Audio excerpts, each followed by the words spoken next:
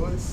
Então a gente conta com a presença do secretário municipal de Educação de São José dos Campos, professor Célio Chaves, que vai estar falando um pouco sobre tecnologia na educação. A sala é sua, professor. Boa tarde a todos, a todas.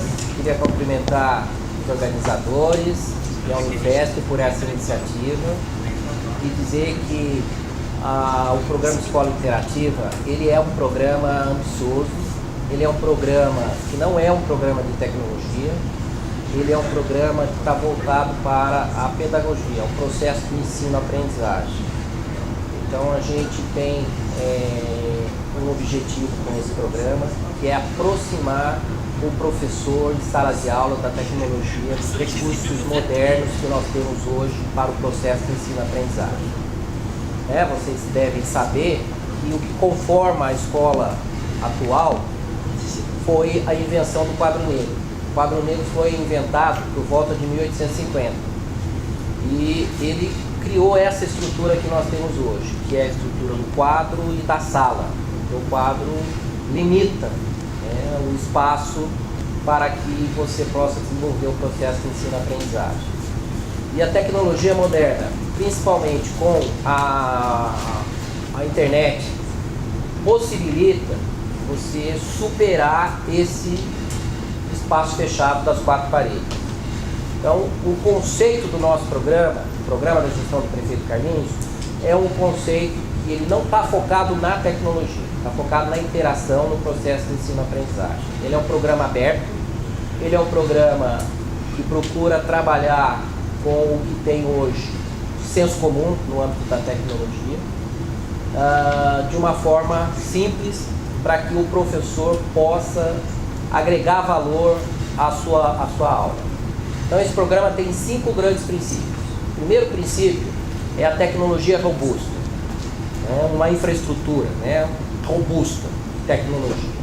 Então internet com fibra ótica, antena Wi-Fi liberando o sinal, 30 megas de velocidade para a escola, do uso na sala de aula.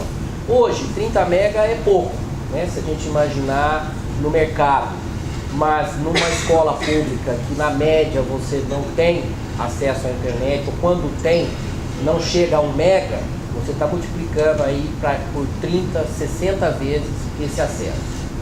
Então, no caso, o nosso programa, o primeiro princípio é a tecnologia robusta, com acesso por fibra ótica, antena Wi-Fi liberando o sinal e estrutura dentro da sala de aula. O que estará na sala de aula? Nós teremos um servidor de sala, um servidor de sala vinculado ao servidor central da secretaria, um projetor interativo que simula uma lousa digital, um carregador de tablets, porque todo aluno recebe um tablet e todo professor recebe um notebook.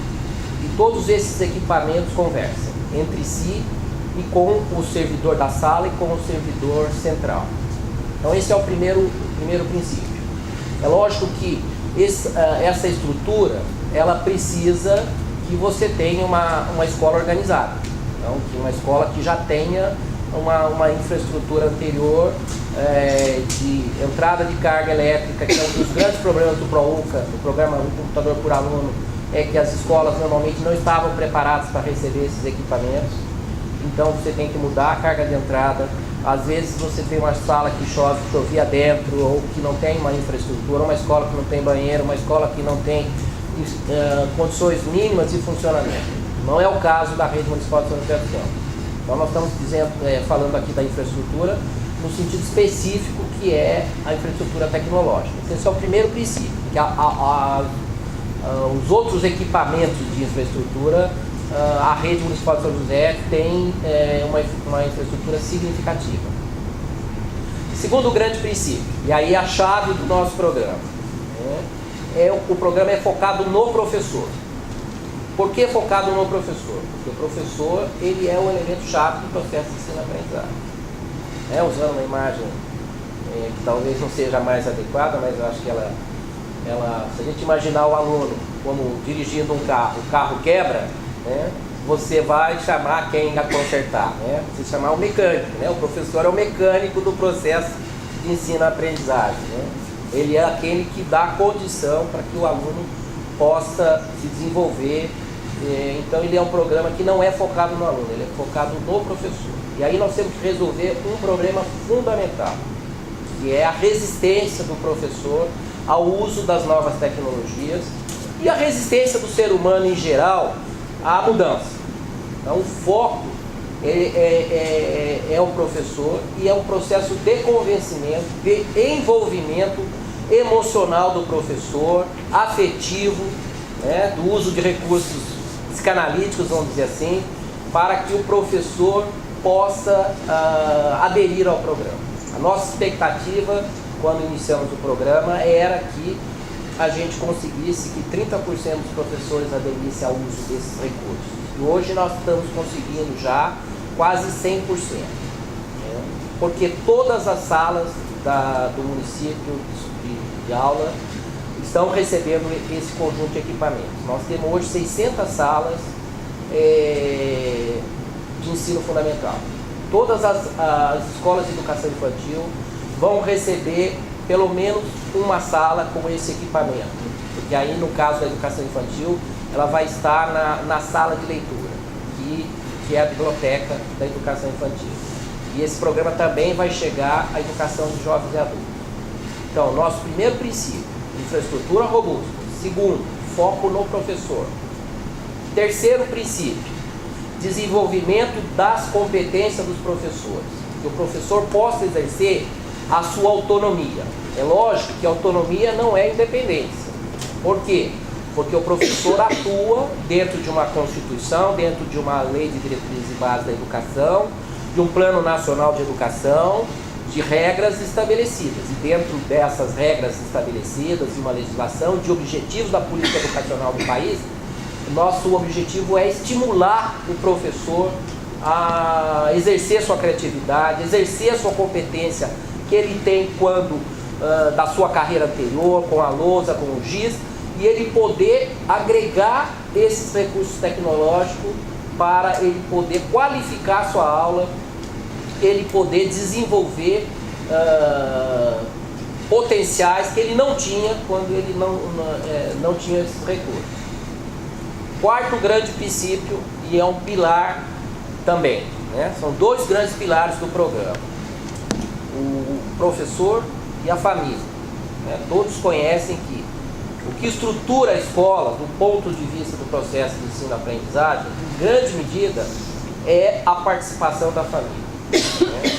O sucesso da maioria das escolas privadas não é necessariamente produto da escola, é mais produto da participação e da presença da família na escola ou no apoio aos seus filhos, né? Como valor, a educação como valor, até como ideologia, no sentido mais filosófico e político da palavra, que potencializa a escola.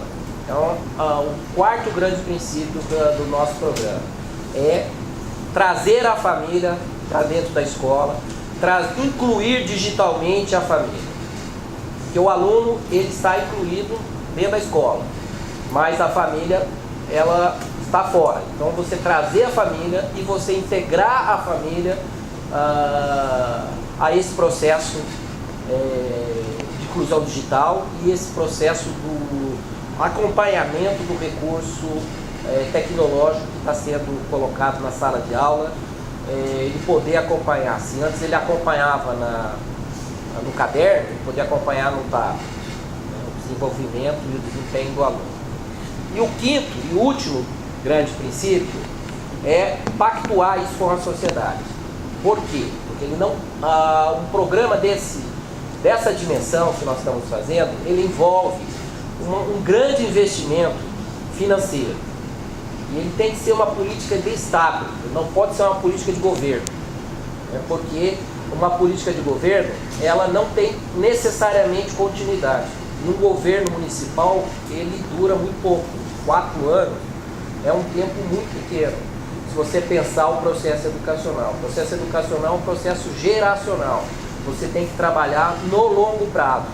Então, o trabalho que nós estamos fazendo, inclusive vira essa palestra, é justamente difundir esse programa como um programa de Estado, como um compromisso que a sociedade tem que pactuar para o desenvolvimento, seja da economia local, seja do país como um todo.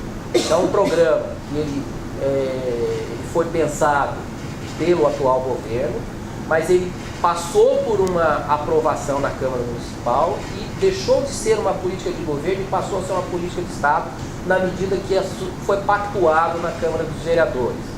E mais do que isso, nós temos feito um debate com a sociedade para que a sociedade veja esse programa na sua continuidade para além desse governo do qual eu faço parte, ou para além da minha permanência como secretário ou da permanência do prefeito como prefeito, né? Possa de fato se transformar numa política de longo prazo. Fundamentalmente, esses são os grandes conceitos que a gente tem trabalhado. Esse programa tem outros desdobramentos. Ele começa como um programa pedagógico, mas ele tem 2 desdobramentos importantes. Nós também vamos fazer a gestão administrativa da escola e ele também é um programa de inclusão digital. Ele vai abrir o sinal do Wi-Fi para a comunidade do entorno da escola. Então ele está sendo pensado como um programa que vai ter desenvolvimentos pedagógicos, que é o primeiro foco, mas ele tem 2 outros desdobramentos que são consequências do primeiro, mas também não se vinculam necessariamente a esse projeto pedagógico. Ele tá sendo pensado como um programa do desenvolvimento da cidade digital, da cidade que São José é uma cidade que tem a tecnologia como referência e, portanto, ele quer agregar valor à educação, ele quer agregar valor ao desenvolvimento econômico da cidade. Aí você vai formar mão de obra qualificada, você vai atrair empresas que possam trabalhar nichos de desenvolvimento tecnológico e você vai poder qualificar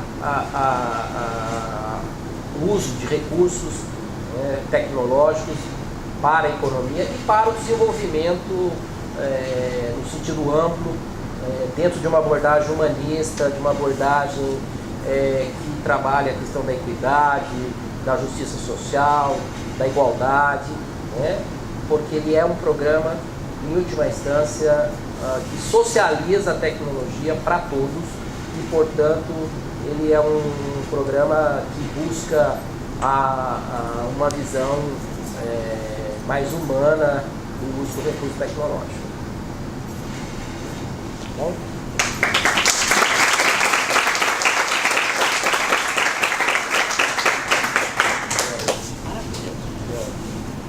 Se alguém tiver perguntas, esse é um bom momento para fazê-las.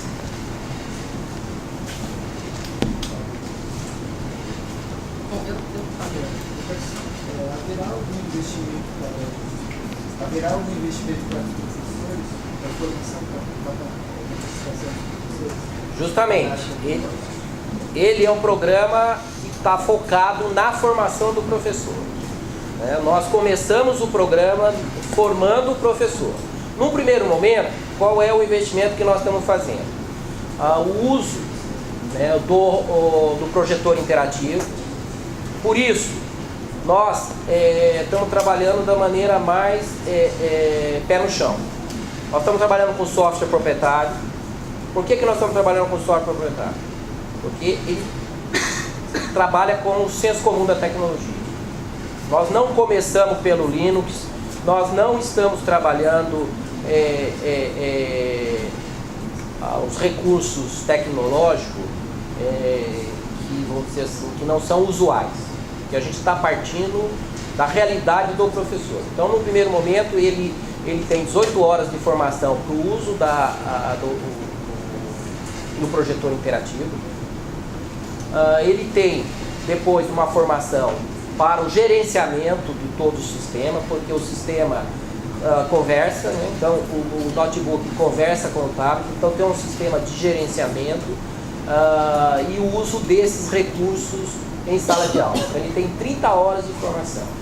A partir do momento que ele domina tecnologicamente, vamos dizer assim, esses recursos, nós vamos desenvolver uma segunda fase de formação, que aí é a ideia de desenvolver o uso pedagógico dos equipamentos.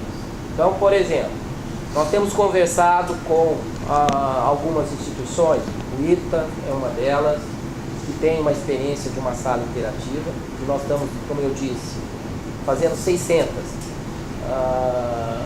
E o ITA não conseguiu, na sua sala interativa, generalizar o uso de recursos tecnológicos em sala de aula pelos professores. Por quê? Porque não houve esse envolvimento. E aí nós vamos fazer um desenvolvimento de recursos tecnológicos. Por exemplo, filmar as melhores aulas do professor, disponibilizar no YouTube. É um projeto que nós estamos começando a desenvolver com a Fundação Lema. Desenvolver uma plataforma eletrônica, né, para alfabetização. É um outro projeto que nós estamos começando a pensar. Várias outras questões que já estão sendo colocadas. A questão da programação, né? Começar a incentivar os alunos a estudar programação e a gente poder, a partir do uso desses recursos, o aluno poder começar a aprender a programar. Então, existe um processo, é um longo processo em que a gente faz uma formação no primeiro momento para o uso do recurso, libera o professor para exercer a sua criatividade em sala de aula, de acordo com o seu ritmo, né? Não estamos forçando o professor, ele gradativamente vai incorporando esses recursos. Ele pode usar o projetor como um data show, ele pode usar o projetor no nível mais avançado, né, como lousa. Ele pode gravar isso, pode enviar por e-mail, ele pode mandar por tablet, ele pode desenvolver outros projetos em sala de aula, e gradativamente a ideia é que a gente vai fazer um acompanhamento dos resultados em termos educacionais. Como que isso vai impactar a qualidade da educação. Os estudos que existem hoje do uso da tecnologia em sala de aula mostram que não necessariamente a tecnologia impacta em sala de aula. É a maneira que você utiliza que pode desenvolver. Então tem um estudo, por exemplo, acho que feito em Brasília, em que fizeram o uso de tablet, notebook em sala de aula, numa sala, em outra não, e lá no final, na avaliação, manteve avaliações similares. Então, quer dizer, não é o uso do recurso que altera a qualidade do processo educacional. É como você vai trabalhar esse recurso em sala de aula. Mais alguma pergunta? Professor, não posso perder a oportunidade de perguntar para o senhor, filosoficamente, qual que é os maiores problemas que a nossa educação pública aqui na cidade está enfrentando? Sim, difícil a pergunta, mas talvez... Não, filosoficamente eu diria o seguinte, conservadorismo do ser humano, né? Principalmente numa cidade com o perfil de São José dos Campos. São José dos Campos é uma cidade que tem uma rede municipal estruturada, ela vem da ditadura, né? Ela foi formada no período da ditadura, e os professores em geral têm uma autoestima muito grande, isso é bom, mas tem uma tendência a serem conservadores, né? Na abordagem dos processos educacionais, e eu acho que o desafio é justamente tornar o professor contemporâneo do seu tempo. O professor precisa perceber que a conjuntura, a sociedade muda, E o que fez sucesso lá atrás não é garantia de sucesso no presente. Você conhece, acho que é uma lei de Murphy que diz assim, né? O sucesso é o início do fracasso, né? É o princípio do fracasso. Porque a tendência das pessoas quando fazem uma ação de sucesso é achar que aquilo ali é permanente. Não, aquilo funciona naquela conjuntura. Então a educação de São José tem muito prestígio, a municipal é essa estrutura anterior que permite a gente ser ambicioso e fazer esse programa, porque é uma rede estruturada, as escolas são estruturadas, tem um quadro de professores bastante qualificado, tem toda uma infraestrutura e tem recursos, e tem expertise, vamos dizer assim, capacidade de pensar um projeto ambicioso, né? Agora, ao mesmo tempo, a gente corre muito esse risco de cair, por exemplo, numa visão conservadora, ilusionista, né, desse slogan, capital da tecnologia, como se a tecnologia fosse uma mágica que resolve todos os problemas. Não é. Então, nós queremos utilizar essa condição para a gente alavancar uma educação mais reflexiva, mais crítica e que desenvolva um potencial a partir do uso desses recursos. Mas eu acho que isso é talvez a principal, não digo problema, mas o principal resistência. Eu parto de um conceito da Marie-Louise von Franz, não sei se vocês já ouviram falar, que é uma psicóloga junguiana. Ela fez um estudo sobre o heliocentrismo, que ela analisou por que a humanidade resistiu tanto ao heliocentrismo. E ela faz uma análise que é muito interessante. Ela diz o seguinte: o universo ptolomaico, ele era um universo que dava segurança para o ser humano. O homem estava no centro do universo medieval, né? O mundo era organizado à imagem e à semelhança do homem, né? O heliocentrismo, ele deslocou o ser humano. E, portanto, ao fazer isso, deslocou o ser humano emocionalmente. Então, a resistência à mudança, ela não é uma resistência racional, ela é uma resistência emocional e afetiva. Então, você precisa esvaziar essa carga emocional, o medo, né, da mudança, né? As pessoas sabem o que vão perder, mas não sabem o que vão ganhar, né? Maquiavel também trata muito disso, né? Na política. Então você tem que trabalhar essa relação afetiva. Com o processo bem trabalhado, você esvazia essa carga emocional. Ela chama o fascínio do arquétipo, né?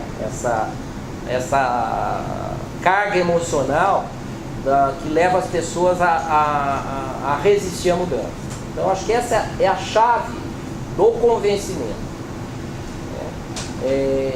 Da pessoa se apropriar, né? O professor precisa se apropriar daquele projeto. Aí tem estudos sociológicos.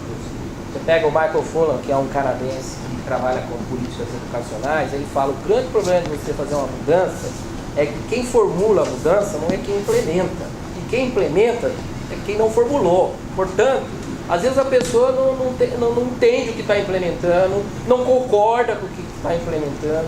Então você tem que, quem está lá na ponta que faz a mudança, tem que incorporar e tem que ver aquilo como um objetivo dele.